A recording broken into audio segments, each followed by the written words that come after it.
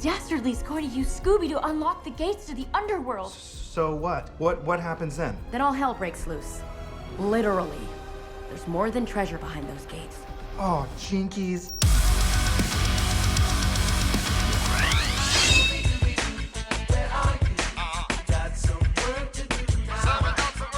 Look, man, I am tired of Scooby-Doo. I am not inclined to watch this, yet I did so anyway and will give it a fair review. It just feels like WB has a chip in its neck that'll explode if it doesn't create at least 2 straight-to-video films per year. But you know what? I love Warner Bros. And many of their cartoons that I will defend. Yet I do not personally care for Scooby-Doo at this moment, and my views and opinions don't represent my employer or potential employers. The 2010s were a weird decade for Scooby. They started strong with Mystery Inc., and then they went off the rails.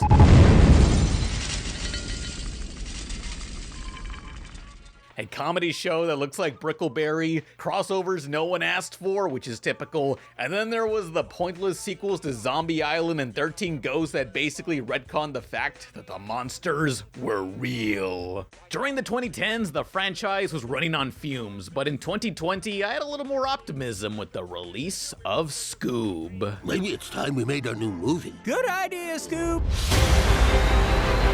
Discover the epic origin story of the greatest team of heroes in the history of mystery. This was to be a whole new reboot that would be the start of a cinematic universe, a Hanna-Barbera universe. Heck yeah, that'd be pretty cool. It's about Shaggy and Scooby being taken in by the forgotten superhero, the Blue Falcon, and Dynomutt, based on the characters people only remember from that one Dexter's Lab episode. Together, they face Dick Dastardly of the Wacky Racers, and somewhere in there involves a portal to hell. I'm not making that up, although they call it the underworld, but we all know it's hell. Then all hell breaks loose. Literally. This movie is kind of a weird mess of things I sorta like and sort of didn't. Oh, and also a bunch of Hanna-Barbera references are in there in the background, with just one other familiar character who shows up that I will not spoil. No spoilers in this video for now. It's got fan service for weirdos who watch Boomerang at 3 a.m., yet is SCoob any goob?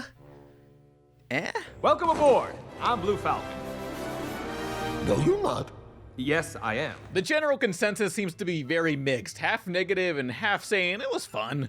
What do you all watching this video think? In the comments down below under this video. For me, after dealing with Zombie Island 2, SCoob was an enjoyable film that I'll admit has a lot of faults. The biggest being the comedy. It very much reminds me of the live action films of the 2000s. You got the typical slapstick on top of dated pop culture references and jokes teetering on adults only. Ryan, last time you listened to someone on the internet, you thought Tinder was an app that delivers firewood. This will definitely be a product of the 2020s, but currently I get what they're referencing and was mostly cackling through this film. Corny puns at all. It was fun. They do the whole, hey look, it's a celebrity, which considering this franchise history, yeah, that's kind of typical. Do kids know who this celeb is anymore?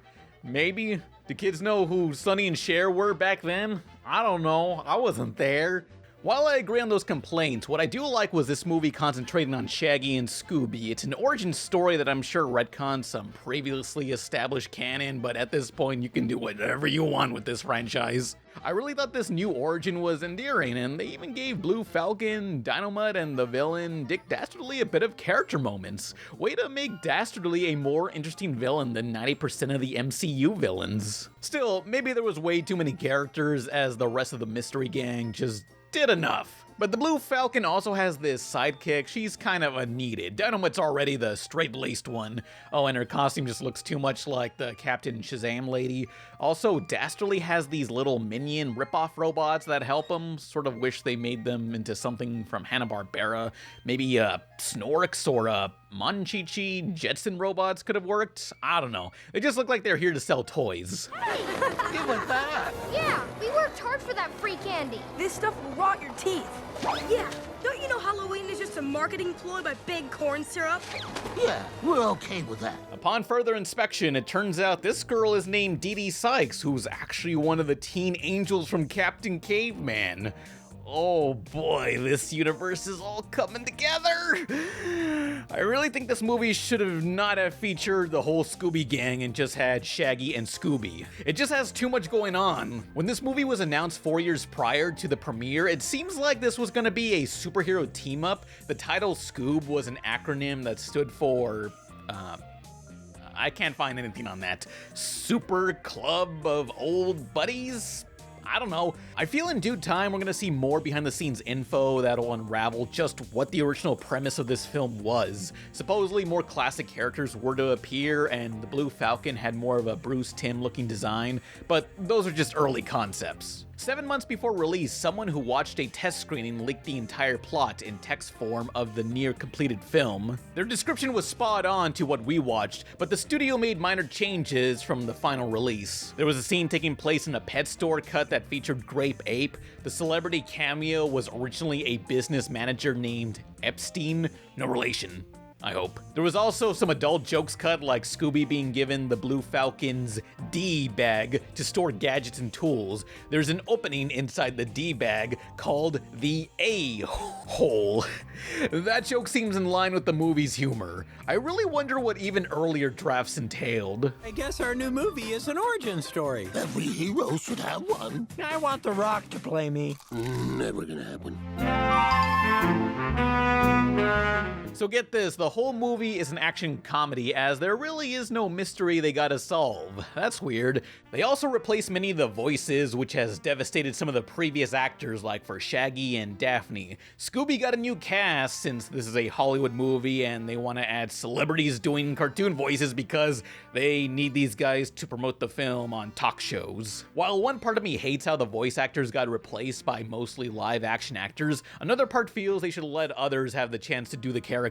It's a new interpretation. I'm sure the actors they replace will still be in the next 40 other straight-to-video Scooby movies. It's not like they were the original actors anyway. I think the new cast did fine. I didn't feel anybody stood out except for Zac Efron as Fred. His dialogue feels right out of the live-action 2002 film, mainly this one joke involving a female cop that people on Twitter want to bone. This is illegal, you know. I think for 1 second, Velma or Daphne, the nerdy one, I never remember their names, like for 1 second she had a Mexican accent since the actress was Latina maybe, and I feel that 1 second is gonna cause some outrage or something stupid.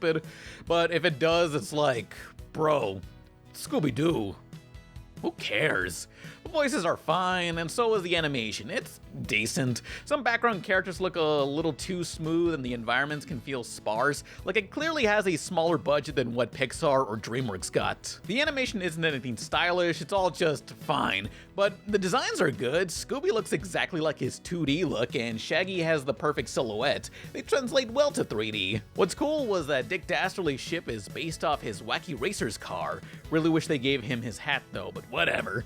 Now, I will not get into spoilers yet, but one major issue I had was near the end. They had to do this big emotional conflict where they had to give up on something special to close the portal to hell. It put me in the mindset of, whoa, what are they gonna do now? How are they gonna get out of this one? Is this gonna be the part that sets up the expanded universe on one tragic to be continued? That'd be pretty ballsy.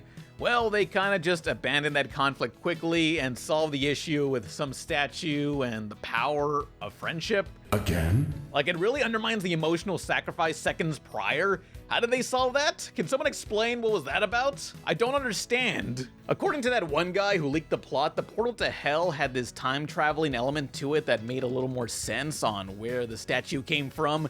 But still, where'd the time travel element come into this? How'd that happen? I don't know. I want a behind-the-scenes explanation, please. Who the hell are you? Nick Fury, director of S.H.I.E.L.D. Now, again, no spoilers, but I have to talk about the after credits. I was kind of expecting a Nick Fury type of scene, maybe Johnny Quest or somebody comes out to say, "You think dogs are the only talking animals in town?" have you seen this octopus? What's that about? Or something like that to tease the future. But instead, the credits are just a motion comic of random Hanna-Barbera characters and shenanigans. It's pretty underwhelming. There's no anticipation for the next film. It's just, here's some JPEGs that maybe should have been part of the actual movie. What's the sequel gonna be like? We don't know. What a letdown. We'll be back with more SCoob after these messages.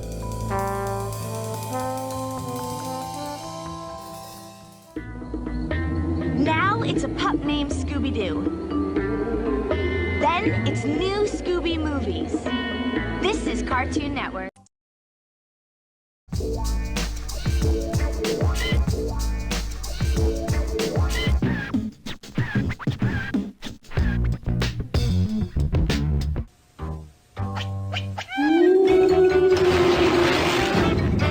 You're watching Scooby-Doo on Cartoon Network.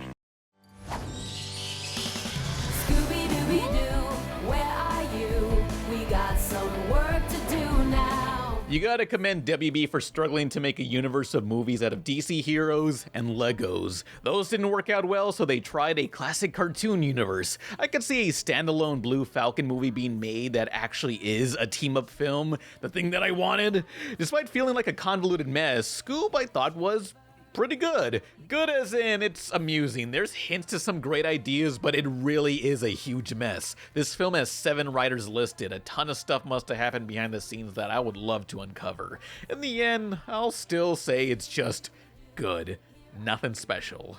It's no Zombie Island, and it'll definitely be a product of the 2020s, but again, I just know it's gonna be seen in the same light as those live-action movies. Movies that were critically panned, but were fun and leave you with a, what kind of joke was that feeling? So congrats, SCoob, on being a good Scooby product I liked in a decade, even though everyone else hates this movie. We can count on you, Scooby-Doo. I know you'll catch that villain.